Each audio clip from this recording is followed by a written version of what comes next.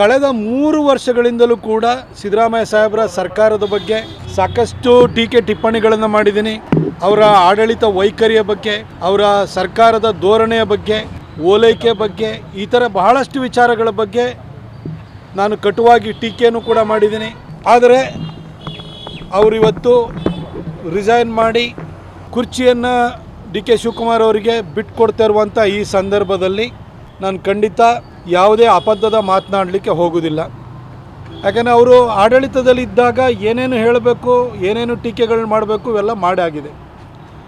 3 ವರ್ಷಗಳ ಹಿಂದೆ ಮುಖ್ಯಮಂತ್ರಿ ಆದಾಗ ಭಾಳ ಸಡಗರ ಸಂಭ್ರಮದಿಂದ ಅಧಿಕಾರವನ್ನು ವಹಿಸ್ಕೊಂಡಿದ್ದರು, ಮುಖ್ಯಮಂತ್ರಿಯಾಗಿ ಜವಾಬ್ದಾರಿಯನ್ನು ವಹಿಸ್ಕೊಂಡಿದ್ದರು. ನೆನ್ನೆ ಯಾವುದೇ ರಂಪ ರಗಳೆಗಳಿಲ್ಲದೆ ಗೌರವಯುತವಾಗಿ ಆ ಚೇರನ್ನು ಬಿಟ್ಟು ಕೂಡ ಕೆಳಗಿಳಿದಿದ್ದಾರೆ. ಅವರ ಮುಂದಿನ ಜೀವನ ಬಹುಶಃ ಅವರು ರಾಜಕೀಯದ ಕಡೆಯ ಕಾಲಘಟ್ಟದಲ್ಲಿದ್ದಾರೆ. ಅವರ ಜೀವನ ಚೆನ್ನಾಗಿರಲಿ ಅಂತೇಳಿ ಹೇಳಿ ನಾನು ಅವರಿಗೆ ಆಶಿಸ್ತೀನಿ, ಹಾರೈಸ್ತೀನಿ.